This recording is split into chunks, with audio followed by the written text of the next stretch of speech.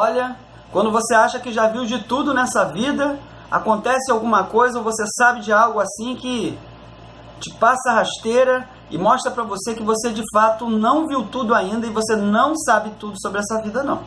Muito menos sobre o relacionamento de pessoas. Você conhece o Juiz de Fora, em Minas Gerais? Porque o que eu vou te contar aqui agora começa lá. Mas primeiro me diz qual é a sua idade, mais ou menos, né? Eu sei que mulher tem problemas de dizer idade e tal, né? Mas, enfim, apenas então repense aí a sua idade. Se você é uma pessoa que tem mais de 35, ou você tem pouco menos de 50, ou você tem um pouquinho mais de 50, você talvez vai compreender mais profundamente o que eu vou dizer. Agora, se você tem 17 anos, 18, 19, presta atenção porque isso aqui serve muito para você, o que eu vou contar aqui agora. Gente, é o seguinte, como eu disse para vocês, o negócio começou em Juiz de Fora, mais ou menos na década de 60, ali meados da década de 60, por isso que é fundamental a sua idade, para você compreender. Um homem de 30 e poucos anos veio para o Rio de Janeiro, trazendo consigo a sua namorada, como é que eu posso dizer, uma jovem, uma adolescente, criança, não sei qual o nome que se dá ao certo, porque se a gente levar em consideração a época em que acontecia muito esse negócio como é que eu posso dizer, fugir, né? A menina se encantava com o cara e eles fugiam de casa, fugiam do lugar, eu não sei exatamente, você aí que deve ter ouvido muita história da sua mãe, você que tem mais de 50 anos, que em certos lugares do Brasil isso era comum acontecer. Então, enfim, vieram para o Rio de Janeiro, somente os dois. E chegando aqui, portanto, eles não tinham parentes nenhum aqui no Rio, nem ele, nem ela, vieram com a cara e com a coragem e ficaram vivendo aqui.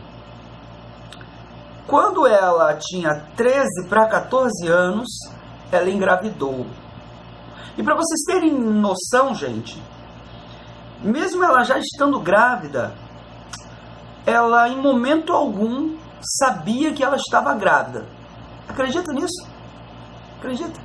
Não, né? Claro que não, né? Pois é. Por isso que eu disse que a sua idade é fundamental. Porque, veja, quando você fala uma menina de 13, 15 anos de hoje, gente, ó, tem menina aí que, ó, sabe coisas assim do arco da velha. Já faz coisas assim impressionantes. Que você, com a idade delas, ainda estava brincando de boneca e tal. Mas, veja, eu estou falando isso que é para você perceber a inocência dessa menina.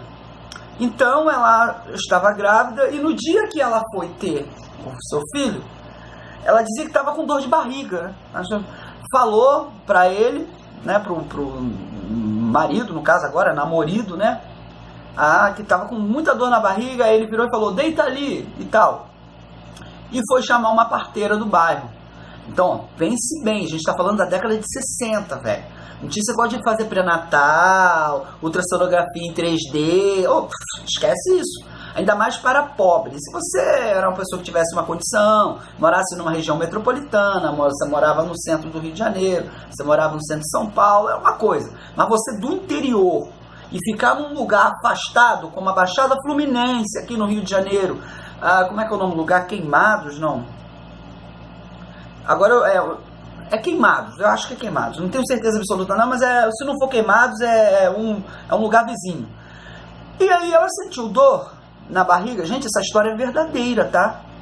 Os personagens que eu vou aqui contar pra vocês estão vivos, tá? E aí a parteira veio e graças a Deus correu tudo bem, a criança nasceu. Isso é hora de telefone tocar? Já nem sei onde eu estava, mas vamos continuar a partir daí. E, enfim, ela não sabia, ela tinha de 13 para 14 anos quando engravidou. Então, naquela época, as informações não eram assim fáceis, não. Aí você me diz assim, mas ele não sabia que ela estava... Sabia, claro.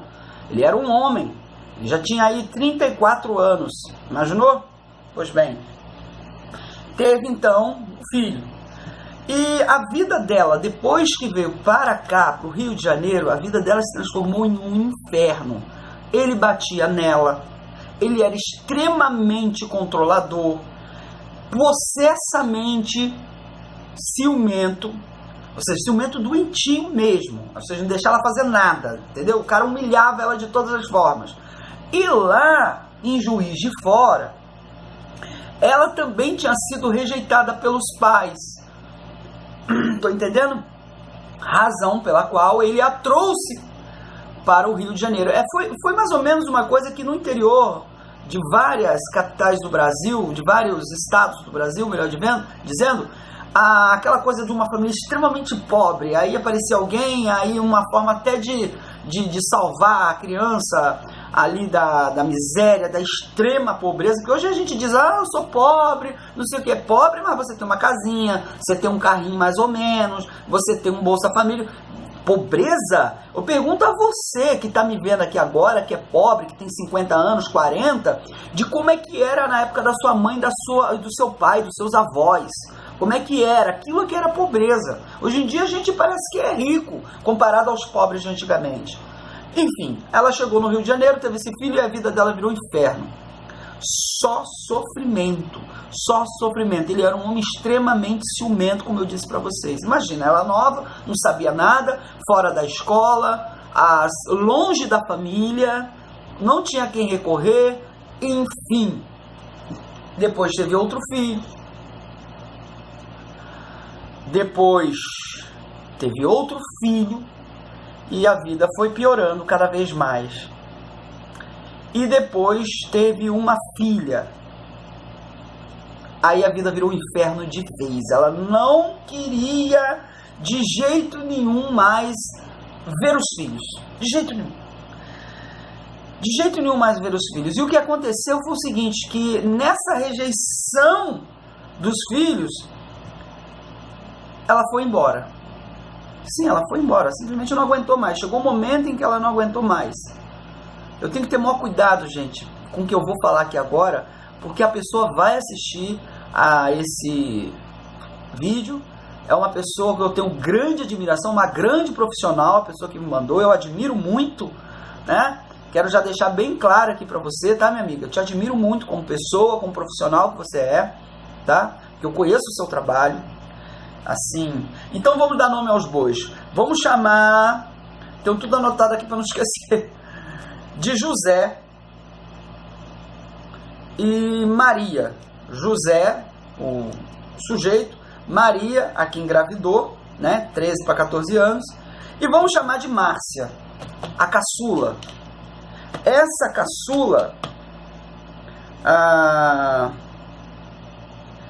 caçula, foi a que me mandou essa história, que me contou oralmente, eu dei uma resumida aqui, e estou narrando aqui agora para vocês. Então, o que aconteceu? Que ela foi embora. E olha o que aconteceu. Esse homem extremamente ciumento, esse homem extremamente violento, porque batia nela, esse homem, tudo de ruim, se transformou em um pai maravilhoso para essas crianças.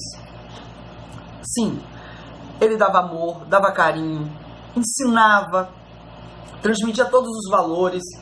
E era um homem que sempre dizia para as crianças o seguinte: não odeiem a mãe de vocês por ter abandonado vocês, porque ela largou e foi embora, sumiu, ela não aguentava mais viver com esse homem, não suportava os filhos.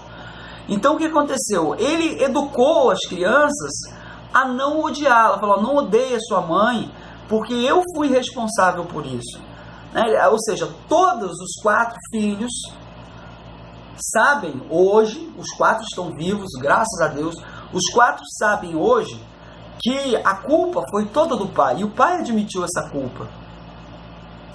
Admitiu. Aí o que aconteceu, gente? Um belo dia, ela desapareceu, sumiu. Ela chega no bairro onde eles moravam, procurando.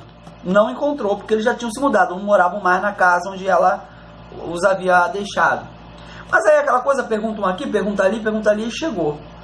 Aí chegou e chamou no portão, e alguém foi lá e falou com a Márcia, justamente a caçula. Falou: olha, tem uma moça da igreja te chamando. Eu não entendi o porquê moça da igreja. Não sei se é porque ela devia estar com uma roupa que remetesse a lembrança de alguém que é evangélico, ou enfim. Aí falou: tem uma moça da igreja me chamando. Aí a Márcia foi. A Márcia aí agora já estava com 13 anos também, olha só. Estava com 13 anos. Aí a Márcia chegou, ela, oi Márcia.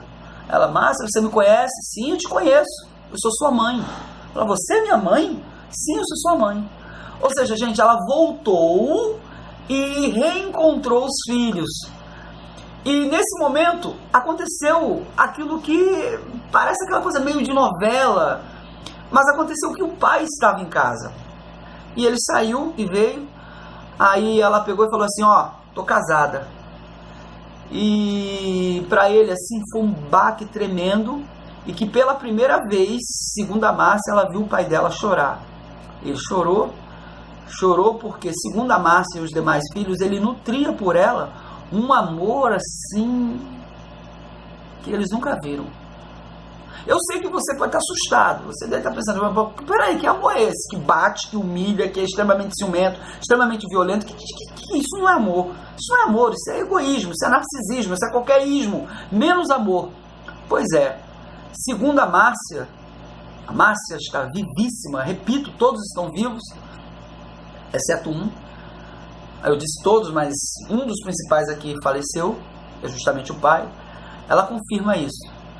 E a partir daquele momento, ela, mesmo ela tendo voltado, veja, ela não voltou para casa, ela voltou só para rever os filhos. Ela não quis os filhos, de jeito nenhum. E ela nunca mais visitou os filhos. 13 anos de idade a Márcia tinha, 13 anos sem ver a mãe. Ela viu a mãe a primeira vez aos 13. E como é que foi o relacionamento? Ela passou a visitar? Não. Ela ouvia dizer que a criança estava doente e vinha visitar? Não. Ela não queria e não quis se aproximar, se reaproximar dos 4 filhos. Então ela estava casada, depois ela teve mais 2 filhos, né, com o novo marido dela, e aos 2 filhos ela dava toda a atenção, todo o amor, todo o carinho, mas aos 4 filhos que ela teve com o José, ela não quis saber.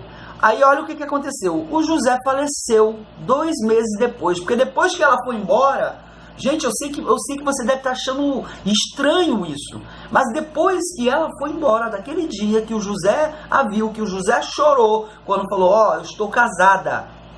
Foi essa cena, assim mesmo, estou casada. Foi essa cena que a Márcia descreveu para mim oralmente, hoje. Eu ouvi essa história hoje. Depois disso ele chorou ali, e ele contou, ele pediu perdão a ela por tudo que fez. Eu não sei se ela perdoou, provavelmente não, porque ela até hoje o odeia, ela diz sempre, eu odeio aquele homem. E ele ficou muito triste, a tristeza dele foi se agravando, ele entrou em depressão, em menos de 2 meses ele morreu, depois desse reencontro fatídico com ela. E todos diziam que ele era um homem profundamente arrependido e que amava desesperadamente aquela mulher. E veio a falecer depois. A Márcia depois, olha só como é que são as coisas, tentou se reaproximar, né, aquela coisa, e não. Ela não quis, ela não queria saber dos 4 filhos, mas enfim, os 4 filhos, nenhum deles guardou ressentimento, porque o pai sempre falava, olha, não guardem ressentimento da mãe de vocês, ela não tem culpa de nada, o culpado fui eu que fui um péssimo marido para ela e tal. Mas a grande contradição é que ele era um péssimo marido e acabou sendo um bom pai, depois que ela foi embora. Ele foi um bom pai, então ele morreu, e depois que ele morreu, adivinha o que aconteceu? Não, você não entendeu não? Os 4 ficaram sozinhos. Isso mesmo, sozinhos, aqui no Rio de Janeiro. Quando ela me falou que os 4 ficaram sozinhos, a primeira pergunta que me veio à cabeça foi essa que talvez veio na sua. Ué, mas e os parentes? E a avó, a tia? Quem ia cuidar dessas crianças? Ficaram em Minas, lá em Juiz de Fora. Lembra que eles vieram para cá sozinhos? Lembra? Então, o mais velho estava no quartel, aqui na Vila Militar. Vocês conhecem? Quem é daqui do Rio de Janeiro sabe. Vila Militar, Deodoro, Magalhães Baixos, conhece aquela área ali. Marechal Hermes, né? Tem quartel. E ele servia na Vila Militar. Ele tinha 17 para 18 anos. E ele sustentava os outros 3. E ele dizia para ela assim, ó, tô indo pro quartel, e não sai de casa, faz as coisas, papapá. Pois o que aconteceu? A Márcia seguiu os caminhos estudando. Graças a Deus não deu nada errado, gente, nenhum deles virou bandido. Nenhum. A Márcia se apegou aos estudos, foi estudando. E engraçado ela contando que ela disse assim, eu não tive um pai, alguém para chegar para mim e dizer assim, olha, não faça isso, não faça aquilo. Entenderam? Essas coisas que pai faz. E ela viu outras coleguinhas dela, contemporâneas, com 14 anos já ter um filho, com 16 já ter filho de outro, e por aí vai. Ela não. Ela foi, a Márcia foi, começou a namorar, adivinha com que idade a Márcia? 23 anos de idade. Só conheceu um homem. Namorou com esse homem, casou com esse homem, e glória a Deus, está casada com ele até hoje. Graças a Deus. E a mãe dela, é a pergunta que você me faz? Não quis saber deles. Embora eles tenham contato, claro, eles não perderam o contato. Eles ajudam ela, olha só, os filhos ajudam a mãe, os outros irmãos ajudam, né? Não sei se é financeiramente, ajudam a mãe e tal, mas ela jamais vai visitá-los. Por aí você já entende, jamais. E qual é o final dessa história? Não tem final. É isso aí mesmo que você está ouvindo, é isso. É assim tá até hoje. A Márcia tem contato com ela, a Márcia busca falar com ela, mas não chama de mãe. Nenhum dos 4 chama ela de mãe. Tá? Chama ela de tia. Por exemplo, o filho da Márcia chama ela de tia, não chama de avó. Não existe vínculo nenhum de sentimento entre eles. Não existe. Infelizmente. Me diz aí o que você achou disso. Márcia, querida, obrigado, tá? Eu sei que posso ter esquecido algum detalhe, posso ter errado alguma coisa. Você, por favor, me corrige digitando aqui nos comentários. Tá bom, amiga? Desculpa o vídeo ter ficado longo. Muito obrigado. E agora você pensa nesse homem que se arrependeu e pensa nessa mulher que, mesmo depois de morto, ela diz, eu odeio aquele homem. É isso. Não tem final não, gente. É isso aí. Obrigado.